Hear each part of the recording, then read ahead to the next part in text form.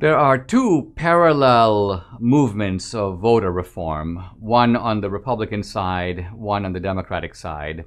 On the Republican side, it's coming from the states, and particularly some of these swing states, like Georgia, where there was recently an election reform bill, which has a lot of provisions, but one of its key things is it limits mail-in ballots to certain specified criteria, and it repeals the kind of no excuse absentee voting. You can vote absentee, but you have to have a reason for it. And the left is screaming about this. And of course, on the left side, they're pushing H.R. 1, which has passed the House, is now making its way to the Senate, where it will have a tougher time. And what I find interesting about all this is that both sides are claiming the mantle of democracy. In fact, both sides are accusing the other side of being undemocratic. And you can see this in a lot of titles. Here's an article in the American Prospect left-wing publication, H.R. 1, The Path to Democracy in America. Here is something from the Brennan Center for Justice, another left-wing outfit. The For the People Act, Democracy Reform. And then, from the conservative side, an article here, this is from the National Review, H.R. 1 is a partisan assault on American democracy. And so it goes. Both sides are saying that we are trying to get democracy right, except when you pay closer attention, you notice a critical difference. Obviously, the two sides differ on the meaning of democracy here, or on the meaning of how democracy is best advanced. Now, from the Republican side, it's very clear what the Republicans are trying to do. Authenticate every vote. Or to put it somewhat differently, count only legal votes. That's what the Republicans are doing. Now, the Democrats are saying in trying to do that, or supposedly trying to do that, you're going to suppress the vote. You're going to prevent all kinds of... What about the homeless guy? This is what Bill Ayers said to me recently. What about the homeless guy who doesn't have an ID? You're going to discourage that guy from voting if you have an ID requirement. Now, the Democrats have a different principle, and they're very explicit about it in their own slogans. Count every vote, or every vote counts.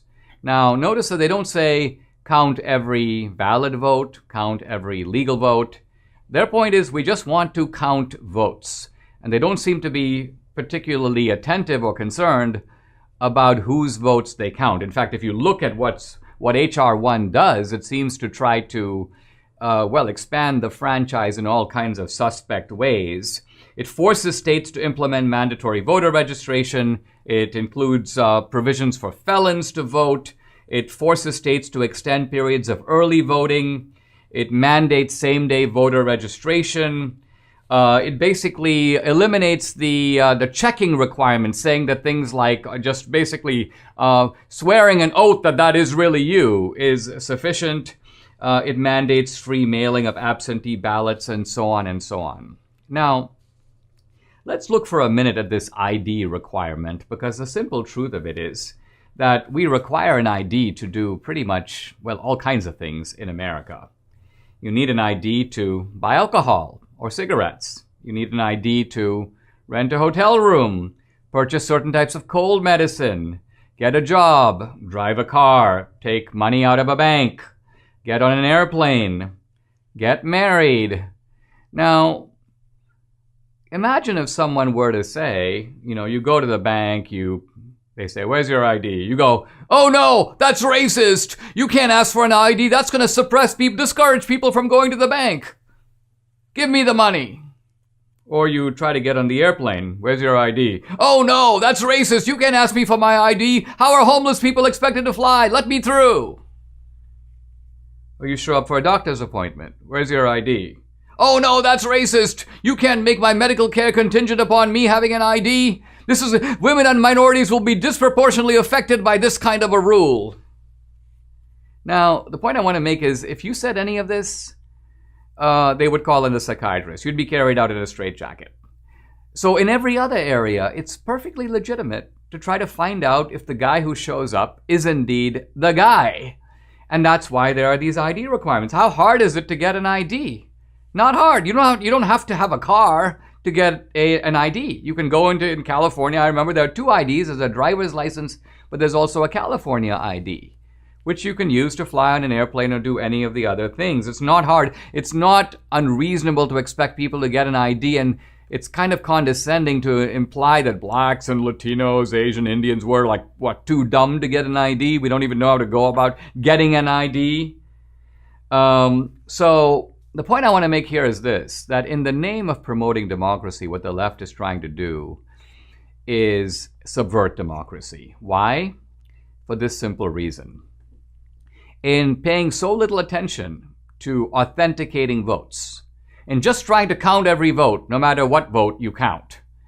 What does that mean? What that means is that every illegal vote, every invalid vote, cancels out a valid vote.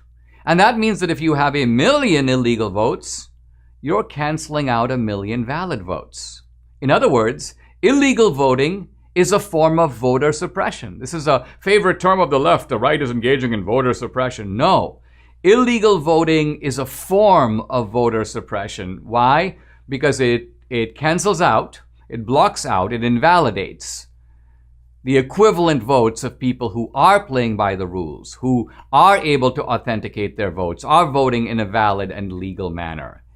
The bottom line is that this Democratic Party, the party of crookery, the party that invented Tammany Hall, and by the way, voter suppression in the American South, this Democratic Party is actually the party that's trying to make our democratic process more undemocratic.